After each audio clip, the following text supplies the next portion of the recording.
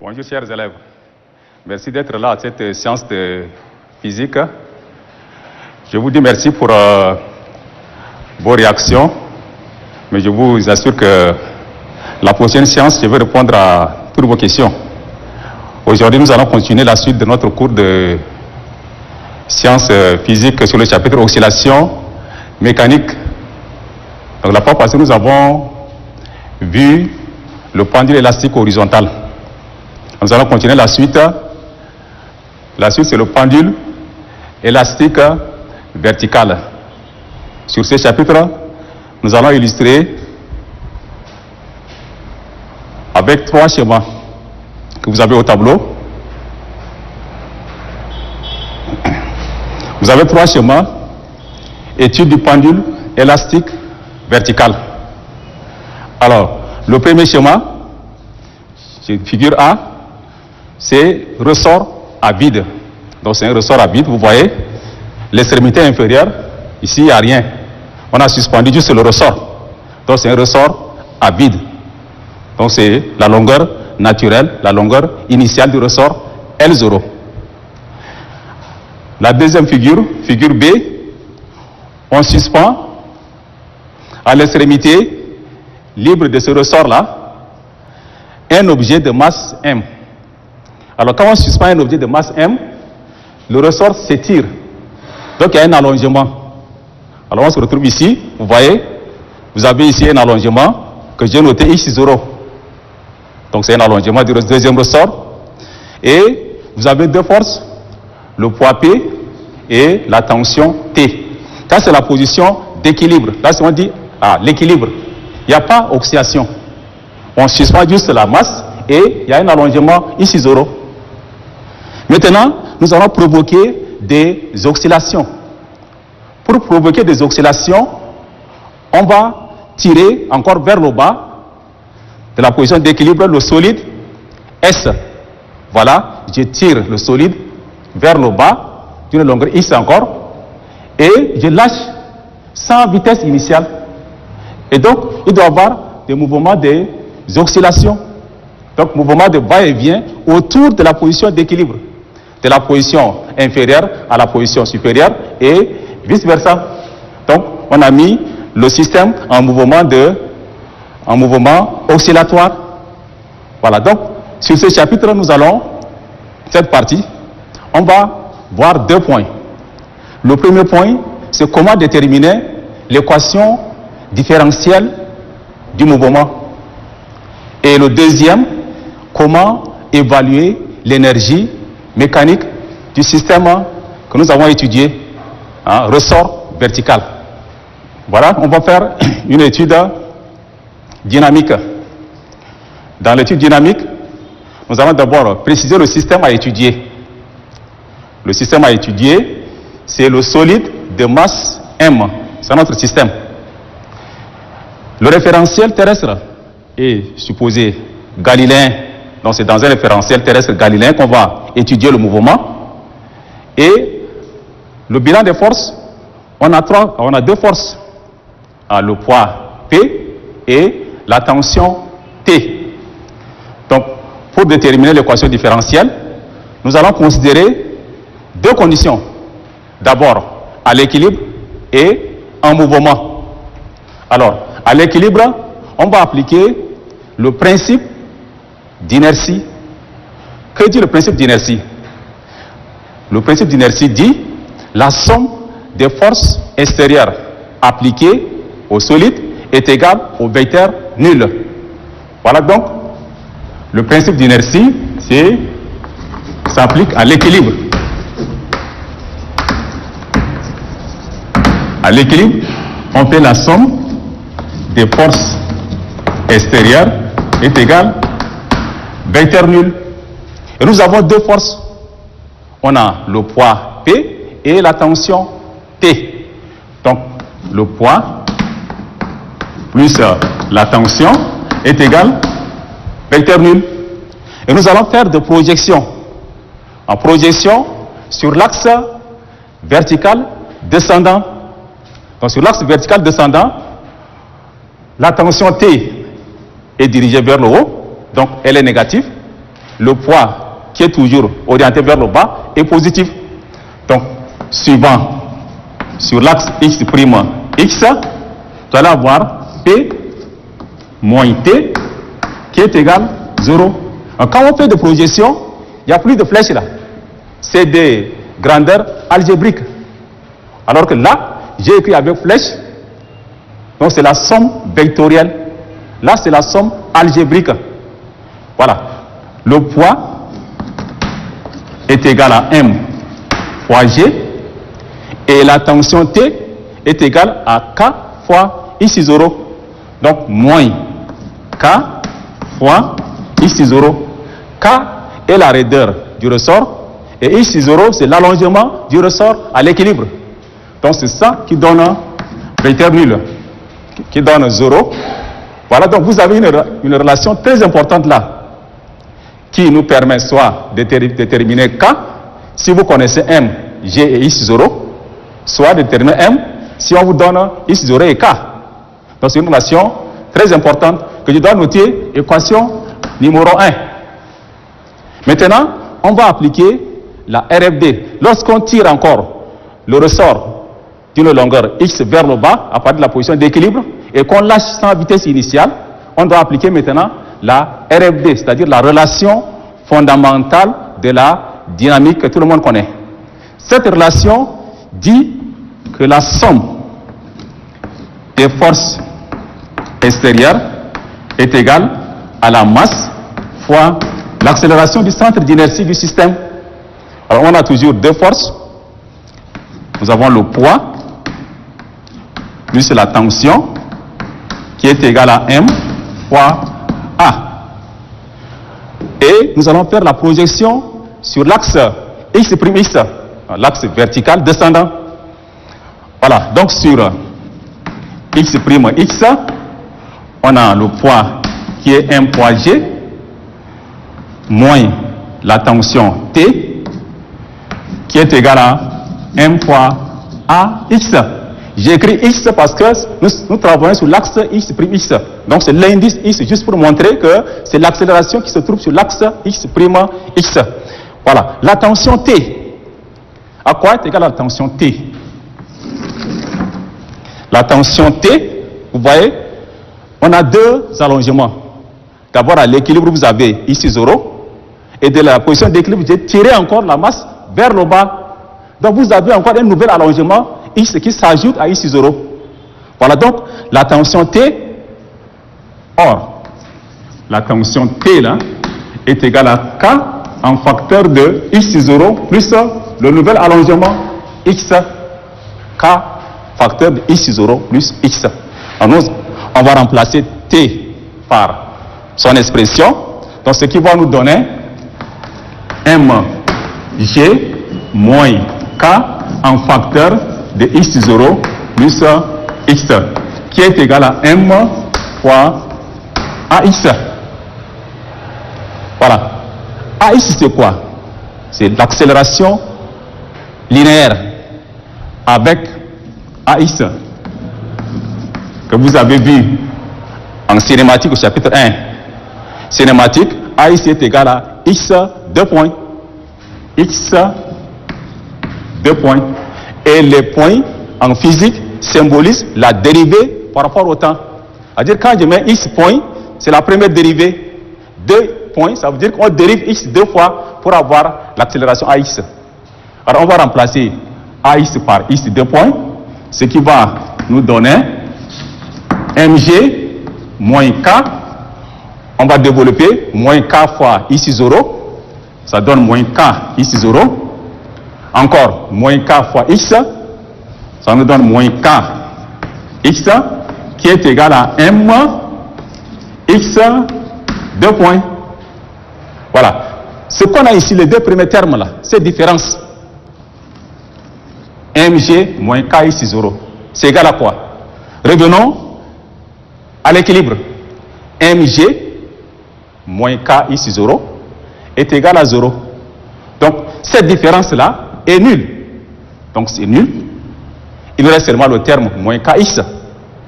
Alors, on a moins kx qui est égal à mx 2 points. Et on tourne, on amène mx 2 points vers ce côté, tout en analysant le signe moins. Et on se retrouve avec l'expression mx 2 points plus kx est égal à 0. On divise chaque terme par mm. Donc, je divise ce terme-là par m, ça va rester x 2 points. Là aussi, je divise par m parce qu'il y a l'égalité. Donc, plus k sur m x qui est égal à 0. Et nous avons l'équation différentielle. Et c'est la même équation différentielle qu'on avait trouvée dans le cas du ressort horizontal. Et sa solution ne change pas. La solution est appelée équation horaire. Elle est de la forme x qui est égal à xm cosinus de oméga 0t plus phi. X est égal à xm cosinus de oméga 0t plus phi. Et la solution de cette équation différentielle-là, ça signifie quoi? Si vous dérivez 2 fois x, vous remplacez x par l'expression, vous allez trouver 0.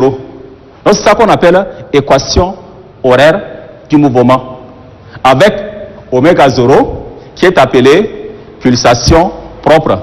La science, parce qu'on a dit, la pulsation propre oméga 0 est égale à racine de k sur m. Xm et phi sont des constantes que nous allons déterminer. Xm est appelée amplitude. Elle s'exprime en mètres. Phi est appelée phase à l'instant t0. Elle s'exprime aussi en radians.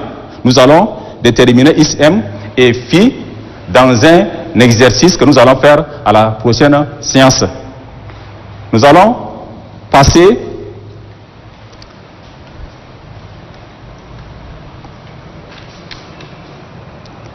à l'étude énergétique. Étude énergétique. Nous allons évaluer ici l'énergie mécanique. Tout le monde sait que l'énergie mécanique est égale à énergie cinétique plus énergie potentielle. Voilà, donc l'énergie mécanique se conserve parce que nous sommes dans un système conservatif. Il n'y a pas de force de frottement. Donc l'énergie mécanique initiale égale l'énergie mécanique à un instant t égale l'énergie mécanique à l'instant final. Donc elle se conserve. Voilà. Est égale énergie cinétique plus énergie potentielle. Nous avons ici deux formes d'énergie potentielle. Notre énergie potentielle élastique et énergie potentielle de pesanteur. Dans le cas de ressort horizontal, il n'y a pas d'énergie potentielle de pesanteur parce que là, nous travaillons sur le plan. Sur le plan, il n'y a pas la hauteur. Donc, énergie potentielle de pesanteur, mg fois h, comme il n'y a pas h, c'est égal à 0 dans le cas de ressort horizontal. Mais ressort vertical, nous avons énergie potentielle de pesanteur. Voilà. Énergie mécanique, par définition, égale énergie cinétique plus énergie potentielle élastique plus énergie potentielle de pesanteur. Énergie cinétique, il s'agit là d'un mouvement oscillatoire de translation. Puisqu'il y a deux formes d'énergie cinétique, nous sommes en mouvement de translation. Donc, énergie cinétique en translation est égale à demi de m fois vitesse au carré, v carré. Énergie potentielle élastique, c'est égal à demi de k en facteur. Il y a deux allongements, je reprends, x0 à l'équilibre plus x pour mettre le système en mouvement. Donc on fait la somme de ces deux allongements-là. Donc vous avez x0 plus x, le tout au carré. Ça c'est l'énergie potentielle élastique. Il reste énergie potentielle de pesanteur. Énergie potentielle de pesanteur est égale à moins mg fois H moins mg fois H. Vous avez le ressort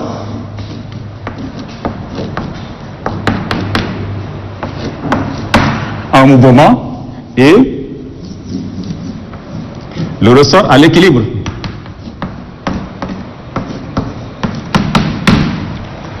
Ça, c'est la position d'équilibre.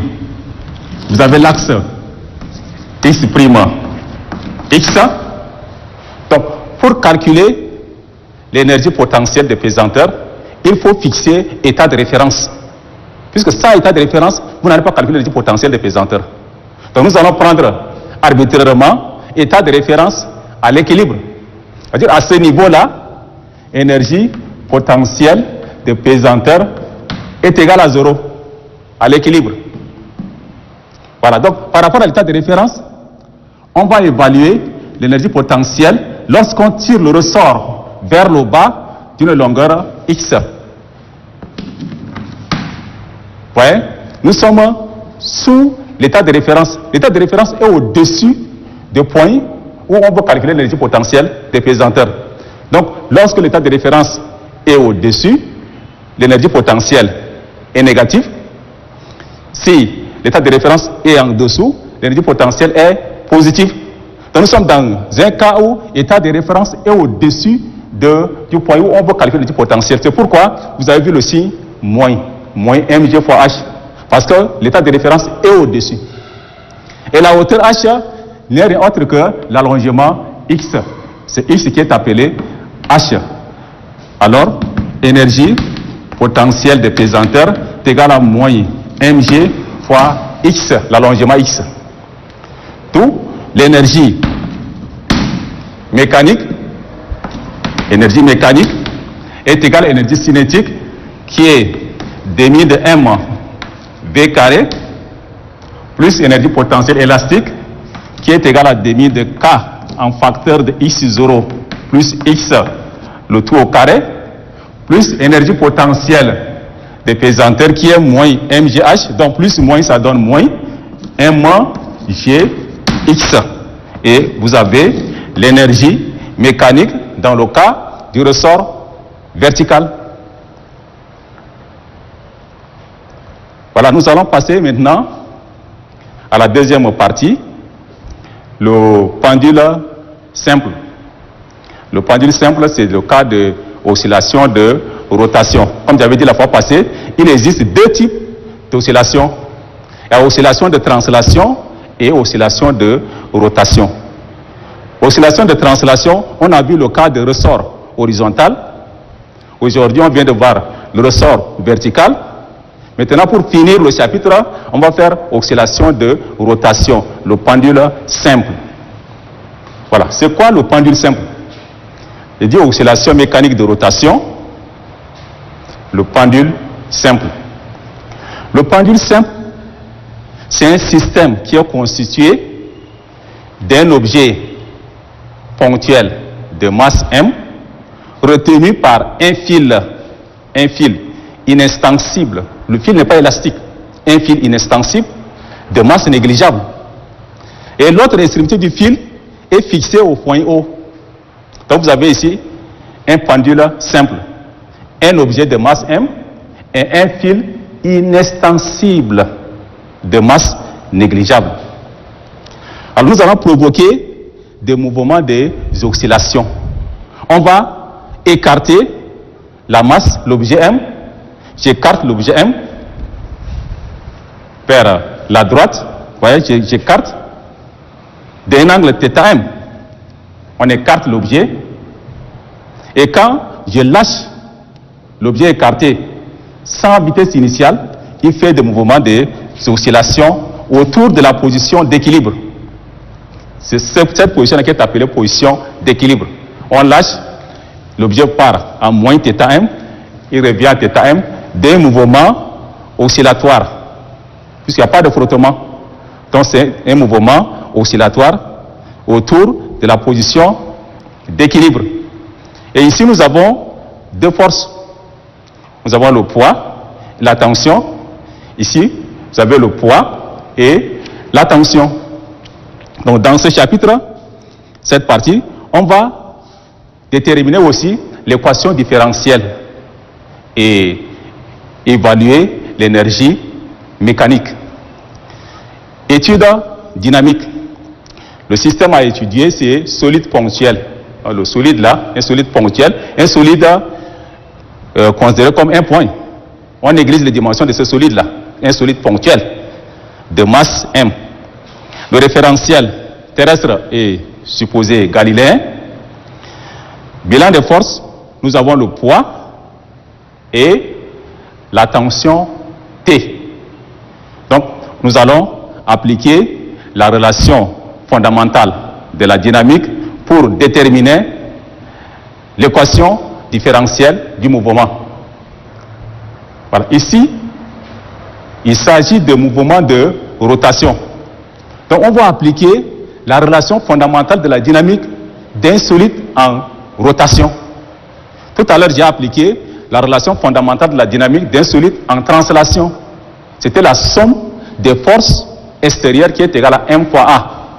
Dans le cas de rotation, c'est la somme des moments des forces par rapport à l'axe delta qui est égale à J delta fois θ 2 points. Donc, la relation fondamentale de la dynamique d'un solide en rotation s'écrit somme des moments des forces extérieures par rapport à l'axe delta qui est égal à J delta fois accélération angulaire. Parce que ici c'est l'angle qui varie. Or l'angle varie, vous dérivez l'angle d de θ sur d de t, c'est écrit θ point. Et ça c'est égal à la vitesse angulaire. La deuxième dérivée, si je dérive encore θ carré sur θ t carré, c'est ça qui donne θ 2 points. Donc c'est la deuxième dérivée de l'angle qui est appelée accélération angulaire.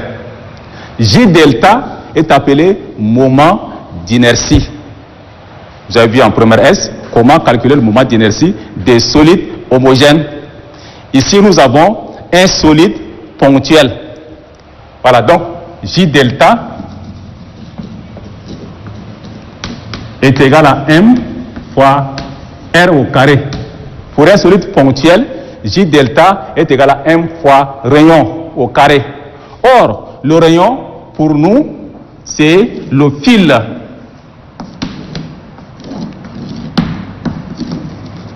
C'est ce fil-là qui est le rayon, parce que le centre d'inertie du solide décrit un cercle autour du point O. Donc, le rayon est égal à L. Alors, MR carré est égal aussi à M. On remplace R là par L. Donc, ML carré. Et c'est ça qui est égal à J delta. Les sommes des moments de force. Nous avons deux forces. Donc, nous avons le moment de P, le poids, par rapport à l'axe delta, plus le moment de la tension T par rapport à l'axe delta, qui est égal à J delta fois θ 2 points. Or, le moment de la tension par rapport à l'axe delta est nul. Vous avez ici la tension T. Donc, la direction de T rencontre l'axe de rotation. C'est pourquoi le moment de T est nul. Il reste à calculer le moment de P. L'angle c'est θ. Donc, le moment de la tension T est égal à 0. Il reste le moment de P. Avec moment de P, pour calculer le moment d'une force, il faut donner un sens arbitraire. Donc, nous allons donner le sens arbitraire. C'est ça le sens positif. Ça le sens arbitraire. Et par rapport à ce sens-là, on va calculer le moment de P. Vous voyez que le poids P tend à ramener le solide dans le sens contraire. Donc son moment sera négatif. Donc le moment de P est égal à moins P fois la distance D. La distance D, c'est la distance qui sépare la direction de P, c'est ça la direction de P, de l'axe de rotation. Donc c'est cette distance-là qu'on cherche.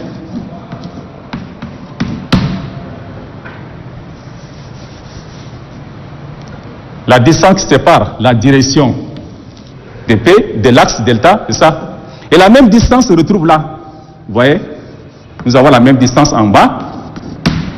Donc c'est une projection orthogonale. Vous avez un angle droit ici. Alors, nous avons un triangle rectangle. L'hypoténuse est la longueur L. Donc D finalement c'est le côté opposé. Et pour calculer le côté opposé, on doit appliquer sinus. Et donc sinus de θ est égal côté opposé divisé par L. Donc sinus de θ est égal à côté opposé sur hypoténuse. Donc le D, la distance D que nous cherchons est égale à L fois sinus. Donc revenons ici, le moment de P, le poids P c'est M fois G, donc c'est moyen mg, et D c'est L fois sinus θ. On va reprendre l'expression que nous avons en haut, la somme des moments. Le moment de T est nul, il reste seulement le moment de P. Donc le moment de P c'est moyen mg L sinus de θ qui est égal J delta. J delta c'est ml carré. Donc c'est m L carré fois θ 2 points. On simplifie les mm. Vous laissez tomber L avec le carré. L et le carré. Alors il reste G moins G sinus θ vers la gauche. De l'autre côté, nous avons L θ 2 points. Donc après simplification, mm on simplifie, L avec le carré, donc il reste l'expression que nous allons diviser par LL. Si on divise le tout par LL, nous aurons moins G sur L sinus de θ qui est égal à θ 2 points. Parce que je divise là par L, là aussi par L, et je ramène θ 2 points vers ce côté, donc je dois avoir d'où θ 2 points plus G sur L sinus θ est égal 0, et nous avons l'équation différentielle. C'est l'équation différentielle du mouvement de pendule simple. Mais nous avons besoin d'un oscillateur harmonique. Cette équation-là est pour un oscillateur non harmonique à cause de sinus de θ. Donc nous allons éliminer sinus de θ pour rendre l'équation harmonique. Donc nous allons considérer les faibles amplitudes lorsque θ est petit, c'est-à-dire lorsque θ est inférieur à 10 degrés, sinus de θ est centimètre égal à θ en radian. Donc sinus de θ est égal à θ en radian lorsque θ est inférieur à 10 degrés. Donc pour de faibles amplitudes, nous allons avoir pour θ inférieur à 10 degrés, sinus de θ est égal à θ. Et donc, l'équation devient θ 2 points plus G sur L θ qui est égal à 0. Et l'équation différentielle devient harmonique parce qu'on a remplacé sinus de θ par θ. Donc, nous avons une équation différentielle d'un oscillateur harmonique. Sa solution est appelée équation horaire. Et la solution est de la forme θ qui est égale à θm cosinus de oméga 0t plus phi. Donc c'est ça la solution de l'équation différentielle que nous avons au tableau.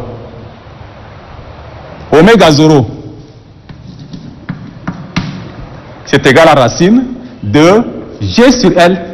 On prend racine de ce facteur-là et c'est égal à oméga 0. Et c'est ça qu'on appelle pulsation propre. Elle s'exprime en radians par seconde. La pulsation propre. Quand vous avez la pulsation propre, vous allez aussi déterminer la période propre. T0 qui est égal à dpi sur oméga 0.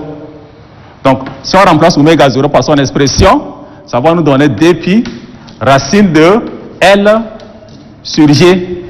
Ici, c'est G sur L, mais on inverse parce que oméga 0 est au dénominateur, donc on inverse, ça devient racine de L sur G.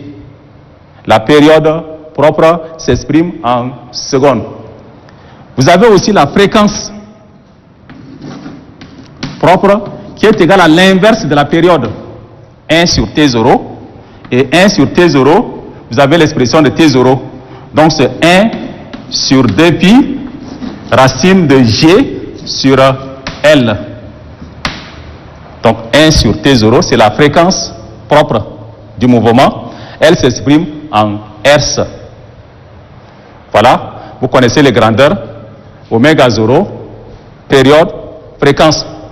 Θm est appelé amplitude. C'est en radian. Phi aussi est appelé phase à l'instant T0. Donc θm et phi seront déterminés par des conditions initiales. Voilà, nous allons finir la partie en écrivant l'expression de l'énergie mécanique. Donc, étude énergétique. Énergie mécanique. Pour calculer l'énergie mécanique, je dis, c'est égal à énergie cinétique plus énergie potentielle. Énergie cinétique, il s'agit là de mouvement de rotation. Donc, on va écrire l'expression de l'énergie cinétique d'un solide en rotation. L'énergie potentielle, c'est l'énergie potentielle de pesanteur parce que le fil est inextensible. Il n'y a pas l'énergie potentielle élastique.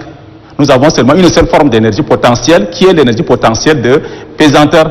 Alors pour calculer l'énergie potentielle de pesanteur, nous allons fixer d'abord l'état de référence.